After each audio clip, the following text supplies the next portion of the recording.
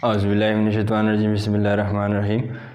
In today's lecture we will discuss about type of spectrum are continuous spectrum and discontinuous or line spectrum. ये क्या चीज़ है? Continuous spectrum क्या चीज़ है, discontinuous या line spectrum भी इसको हम कहते हैं, ये क्या चीज़ है। तो लिहाजा इसको डिटेल के साथ पढ़ते हैं। तो सबसे पहले बच्चों ये जो हम वाइट लाइट है या सन लाइट है, इसमें क्या होते हैं बच्चे मुख्तलिफ जो ये it is a beam of different wavelength of radiations. इसमें मुख्तलिफ जो वेवलेंथ होते हैं वो जो इसमें पाए जाते हैं। जिस तरह के बच्चों ये मार्कर है, एक मार्कर है, इसको हम वन रेडिएशन कहते हैं। इसकी एक ख़ास वेवलेंथ ऑफ फ्रिक्वेंसी होगी, इसकी भी एक ख़ास वेवलेंथ ऑफ फ्रिक्वेंसी होगी, इसकी भी एक ख़ास वेवलेंथ ऑफ फ्रिक्वेंसी होगी। ये एक बीम होती हैं, इसको हम ये बीम की शक्ल में जाती हैं, इसको हम क्या कहते हैं, वाइट लाइट कहते हैं, वाइट लाइट कहते हैं। बच्चों हम क्या करते हैं, इस वाइट लाइट को जब हम क्या कर लें, प्रिज्म में पास कर लें, तो इससे क्या होता है, एक काफ़ी इम्पोर्टेंट बात, इसको जहन में याद रखिए, थोड़ा तवज्जो दे इस बात को, कि जब हम इस वाइट लाइट को बच्चों प्रिज्म से पास कर लें तो यहाँ पर हमने फोटोग्राफिक प्लेट लगाया हुआ होता है, फोटोग्राफिक प्लेट। तो ये क्या है, on the basis of their wavelength और फ्रीक्वेंसी, जिसकी वेवलेंथ स्मॉल हो इसको काफ़ी ज़्यादा डिफ्लेक्ट कर लेती है ये प्रिज्म। इसकी जो नॉर्मल पाथ है यहाँ पर जो इंटर हो जाती है, यहाँ पर निकलती है, तो ये स्प्लिट अप हो जाती हैं मुख्तलिफ रेडिएशंस में। तो लिहाजा वाइट लाइट में 7 कलर्स होते हैं, जिस तरह के रेड है, ऑरेंज है, येलो है, ग्रीन है, ब्लू है, इंडिगो है, वायोलेट है।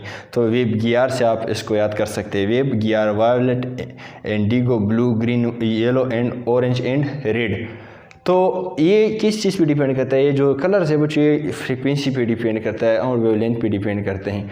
तो ये 7 कलर्स हैं, लेकिन इस 7 कलर बच्चों इस तरह होते हैं कि ये इस तरह नहीं है कि लेट सपोज यहाँ पर हमारे पास क्या है, रेड जो कलर है, रेड कलर है, तो यहाँ पर ऑरेंज होगी, यहाँ पर ऑरेंज होगी, और यहाँ पर येलो होगी, यहाँ पर ग्रीन होगी, यहाँ पर ब्लू होगी, और ये जो दरमियान में है ये वेवलेंथ मिसिंग होगी। नहीं, इस तरह नहीं है।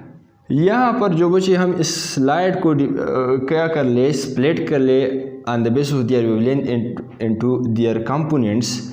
यहाँ पर बच्चे रीड होते हैं, यहाँ पर इसके नीचे बच्चों लाइट रीड होते हैं, थोड़े बहुत इसमें और लाइट ऑरेंज पर ऑरेंज की तरफ जाती हैं। एक कंटिन्यूस, इसमें बिल्कुल स्पेस नहीं होता है, कंटिन्यूस। इसमें इस रेड और ऑरेंज में करोड़ों के वेवलेंथ्स होते हैं, करोड़ों के वेवलेंथ्स होते हैं। यहाँ पर बिल्कुल डार्क बिल्कुल मजबूत रीड होगी, यहाँ पर लाइट रीड, यहाँ पर लाइट टेस्ट, फिर इसी के बाद ऑरेंज, डीप ऑरेंज, फिर इसके बाद लाइट ऑरेंज, फिर येलो की तरफ इस तरह मुड़ेगी।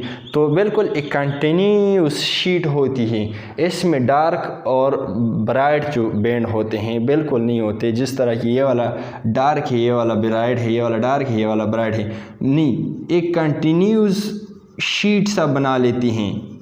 इसको हम क्या कहते हैं, इसको बच्चों कहते हैं कंटिन्यूस स्पेक्ट्रम। और हमारे पास जो आम ऑर्डिनरी लाइट है ये क्या है, ये कंटिन्यूस स्पेक्ट्रम की मिसाल है। ऑर्डिनरी या वाइट लाइट ये क्या है, क्या होती हैं बच्चों, ये कंटिन्यूस स्पेक्ट्रम की मिसाल है।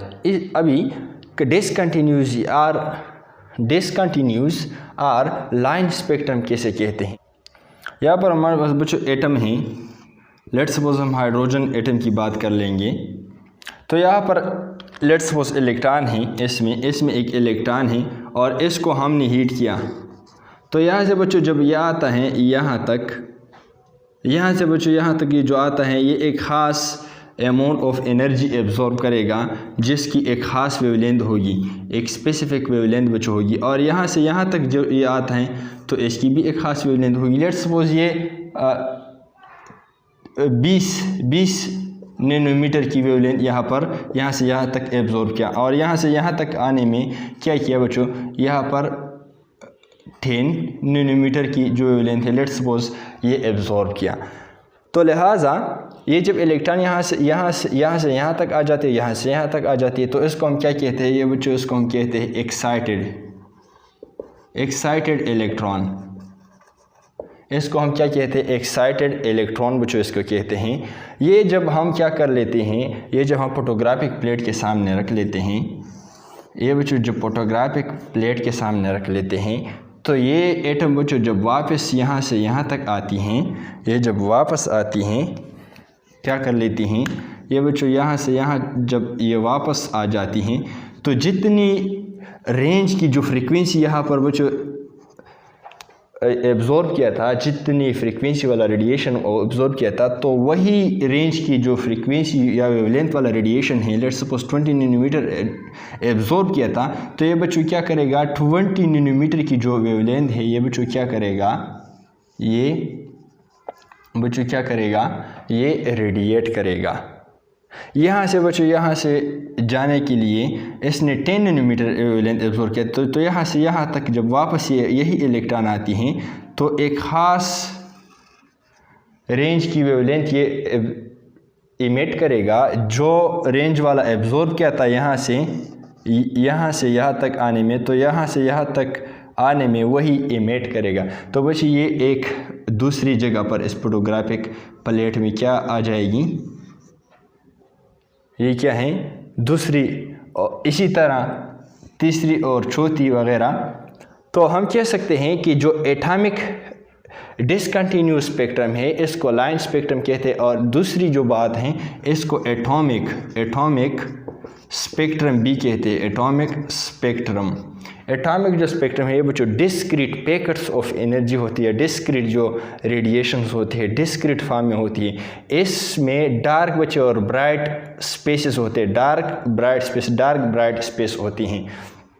तो लिहाजा इसको हम क्या कहते हैं, डिसकंटिन्यूस स्पेक्ट्रम कहते हैं। इस तरह नहीं है, लेट्स सपोज ये वाला जो रेडिएशन है ये 20 नैनोमीटर है, तो ये 10 वाला नैनोमीटर, तो इसके जो दरमियान वाला जो रेडिएशंस होते हैं ये गायब होगी, ये क्या होगी, ये नहीं होगी। इस तरह इसके दरमियान जो लेट्स सपोज ये 5 नैनोमीटर की वेवलेंथ है, इसके दरमियान जो फ्रीक्वेंसी या की रेडिएशंस होते हैं वो गायब होगी। लेकिन यहाँ पर इस तरह नहीं होता। यहाँ पर लेट्स सपोज इसकी जो 20 है तो यहाँ पर 20, 21.1, 21.2, 20 मतलब मुख्तलिफ जो करोड़ों की वेवलेंथ होती हैं यहाँ पर जब हम इस लाइट को रिजॉल्व कर ले। लेकिन ये जो एटॉमिक स्पेक्ट्रम हम क्या कर लेती हैं तो ये बिल्कुल क्या होगी, ये डिस्क्रीट पैकेट ऑफ एनर्जी यहाँ पर होगी। तो हम इसको क्या कहते हैं, डिसकंटिन्यूस स्पेक्ट्रम या लाइन स्पेक्ट्रम या एटॉमिक स्पेक्ट्रम। नेक्स्ट लेक्चर में ये जो होती हैं हम इस लाइन स्पेक्ट्रम को फर्दर एक्सप्लेन करेंगे, और इसमें हम लाइन एब्जॉर्प्शन स्पेक्ट्रम की बात करेंगे और लाइन एमिशन स्पेक्ट्रम की बात करेंगे। तो तब तक अपने भाई को दुआओं में याद रखेंगे। Thank you very much for this lecture. अगर अभी तक हमारे लेक्चर पर आप नहीं आए हो, हमने सब्सक्राइब नहीं किया, तो आपने भाई इन चैनल को सब्सक्राइब कर ले और अपने भाई को दुआओं में याद रखिए। Thank you.